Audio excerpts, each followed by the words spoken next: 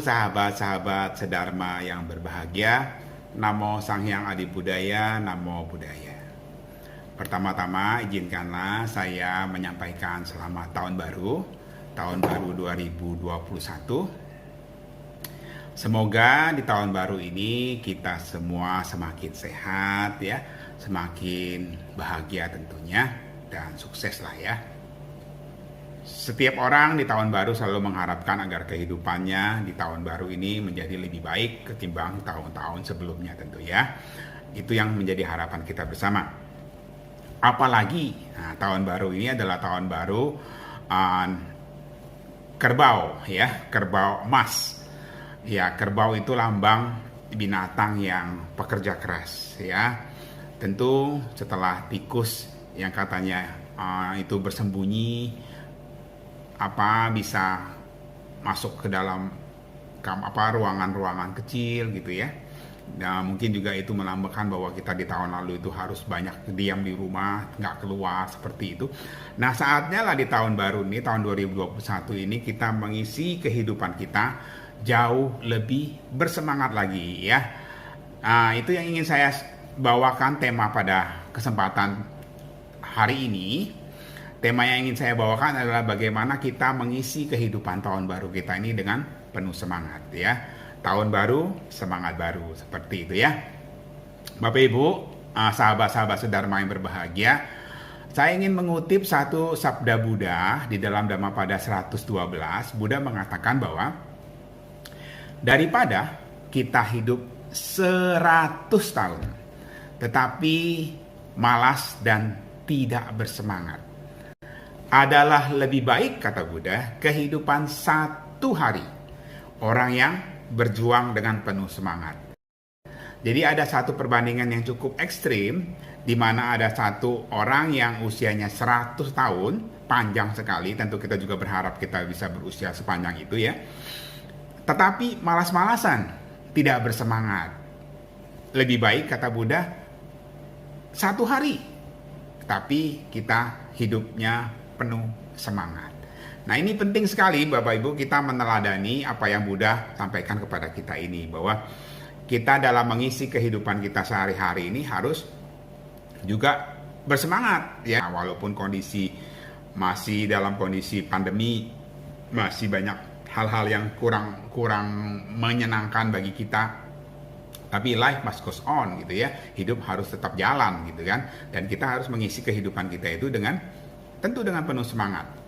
Ya, seperti juga yang disampaikan oleh Bante Arya Nargajuna, beliau mengatakan juga seperti itu, bahwa beliau mempermakan tidak ada ruangan tanpa udara menurut beliau. Bahwa tidak ada ruangan tanpa udara. Seperti itu juga tidak ada yang namanya kebajikan bisa kita lakukan tanpa adanya wirya, semangat. Seperti ruangan tak mungkin ada tanpa udara, demikian juga kebajikan tidak mungkin ada kalau tidak dilandasi dengan semangat ya. Jadi Bapak Ibu, teman-teman, sahabat-sahabat sedharma yang berbahagia, ingin saya menekankan sekali lagi bahwa kita harus mengisi kehidupan kita ini dengan penuh semangat ya. Dalam melakukan kebajikan-kebajikan itu pun kita perlu melakukannya dengan semangat. Tanpa ada dorongan semangat, kita tidak terdorong untuk melakukan kebajikan ya. Kalau kita beralasan kondisinya seperti saat ini memungkinkan sekali memang untuk kita menjadi malas-malas ya, karena kondisinya ya memang agak mengkhawatirkan gitu kan. Kita bisa punya alasan banyak untuk tidak keluar rumah, kita punya banyak alasan untuk tidak melakukan apa-apa, aktivitas apapun gitu ya, karena ya kondisinya tidak memungkinkan seperti itu ya. Tapi kalau kita sebetulnya kalau kita bisa melihat dalam sisi yang sebaliknya gitu ya, kita tetap bisa melakukan banyak hal, mengisi kehidupan kita dengan penuh semangat tentunya ya. Nah, ini yang ingin saya sampaikan di kesempatan pada hari yang berbahagia ini, bahwa Buddha mengajarkan kita untuk mengisi hidup kita itu dengan penuh semangat ya, sehingga kita memang harus mengisi hidup kita ini dengan semangat itu ya. Bagaimana Bagaimana caranya? Nah, saya ingin mengajak Bapak Ibu teman-teman semua untuk meneladani satu filosofi atau falsafah hidupnya orang Jepang. Orang Jepang terkenal dengan satu semboyan yang namanya 7 kali jatuh, 8 kali bangun. Nana koro biya oki, bahasa Jepangnya. 7 kali jatuh, 8 kali bangun. Nah, ini dilambangkan, Bapak Ibu kalau pernah melihat ada satu gambar boneka kecil yang cukup lucu walaupun dengan bentuk muka yang agak lebih menyeramkan seperti itu ya. Ada di Jepang terkenal satu boneka yang namanya Daruma.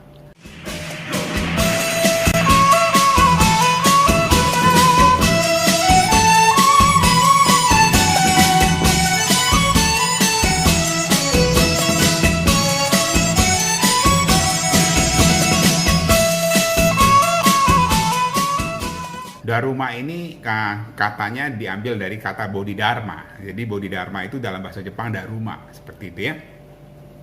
Uniknya boneka kecil ini apa? Boneka ini tidak bisa jatuh. Antik ya. Boneka ini dirancang sedemikian rupa sehingga boneka ini kita dorong dari sisi manapun, dari depan, dari belakang, dari samping, dia akan balik lagi ke posisi semulanya. Uniknya boneka ini ya, sehingga boneka ini menjadi lambang bahwa orang Jepang itu harus ya pantang menyerah gitu ya. Jatuh bangun lagi, jatuh bangun lagi, jatuh bangun lagi. Nah, semboyannya itu kalau kita lihat itu uniknya bahwa kata-katanya 7 kali jatuh, 8 kali bangun. Ya bukan 7 kali jatuh, 7 kali bangun. Jadi ada 8 kali bangun. Jadi ada lebih banyak, disuruh lebih banyak bangunnya, bangkitnya daripada jatuhnya. Itu semboyan yang luar biasa. Pantang menyerah. Jatuh, bangun lagi, gagal, bangkit lagi. Gagal, bangkit lagi. Seperti itu ya. Pantang menyerah. Itu yang harus kita teladani. Kenapa saya mengambil ini? Karena memang Jepang banyak sekali dipengaruhi oleh Zen Buddhism ya. Salah satunya tadi Bodhidharma ya. Nah, bagaimana caranya kita menjalankan kehidupan kita dengan penuh semangat? Buddha mengajarkan kita bahwa kita harus bisa memilah-milah gitu ya.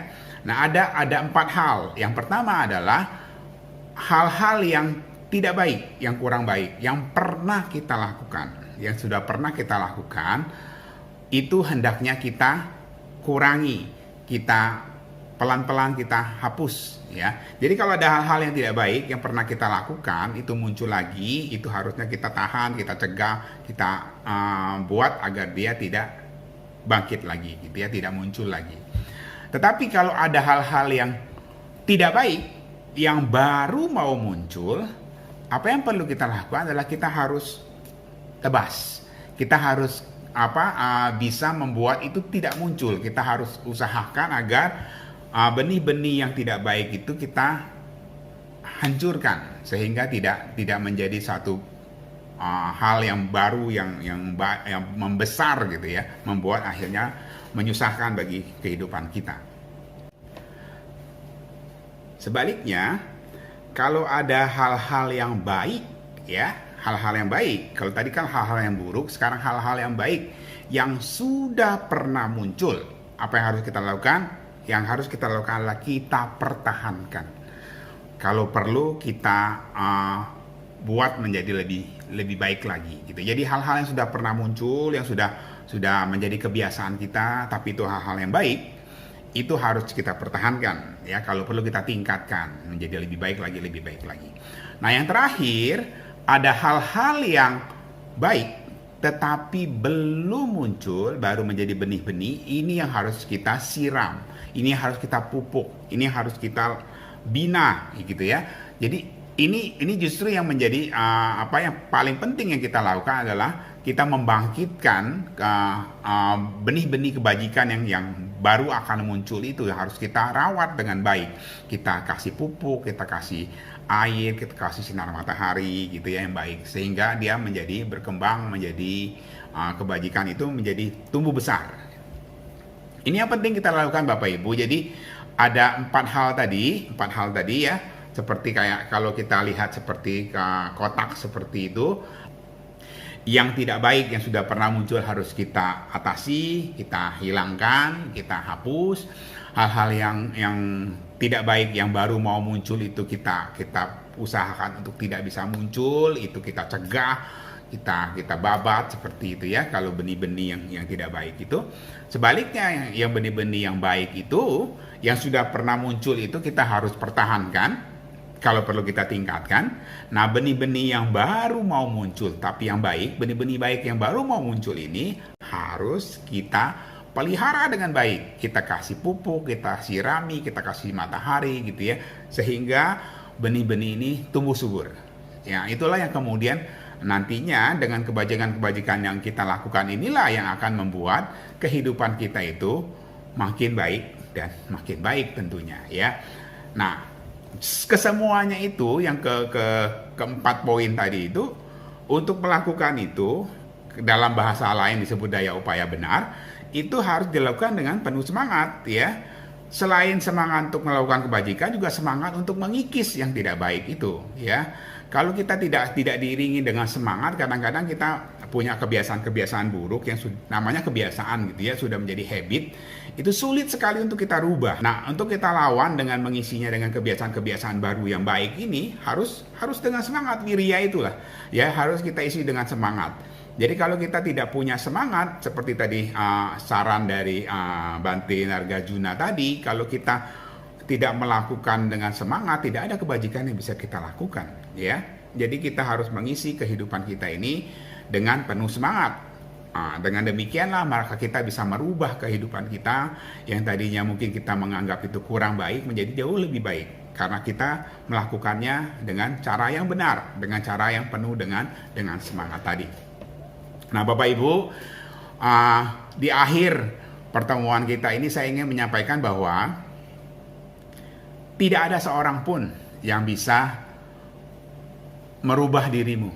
Tidak ada seorang pun yang bisa merusak atau mengganggu dirimu selain dirimu sendiri, selain kita sendiri ya.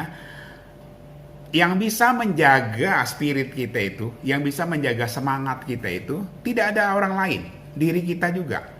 Ya, seperti Buddha mengatakan, jadilah dirimu pulau pelindung bagi dirimu sendiri. Ya, tidak ada orang lain yang bisa membuat kita sengsara, membuat kita menderita, membuat kita tidak bahagia. Hanya diri kita sendirilah yang bisa membuat itu. Ya, makanya dengan penuh semangat kita harus mengisi tahun baru ini, merubah kebiasaan-kebiasaan buruk yang kita lakukan di tahun-tahun kemarin dengan mengisinya, dengan melakukannya dengan cara yang jauh lebih baik ya. Dengan penuh semangat kita mengisi kehidupan kita hari demi hari di tahun ini sampai seterusnya ke depannya dengan melakukan banyak kebajikan. Ya, Bapak Ibu, sekali lagi di tahun baru ini saya mengucapkan selamat tahun baru. Sebentar lagi kita akan merayakan tahun baru Imlek ya. Tahun baru Imlek saya lupa ke tahun berapa, 2021. Saya mendoakan agar teman-teman semua, Bapak Ibu semua selalu dalam keadaan sehat, bahagia, sejahtera ya. Kalau dalam bahasa itunya Xin Nian Kuai Le ya, Senti Tian Kang, Wan Se Rui. Terima kasih. Namo Sang Hyang Adi Budaya, Namo Buddhaya.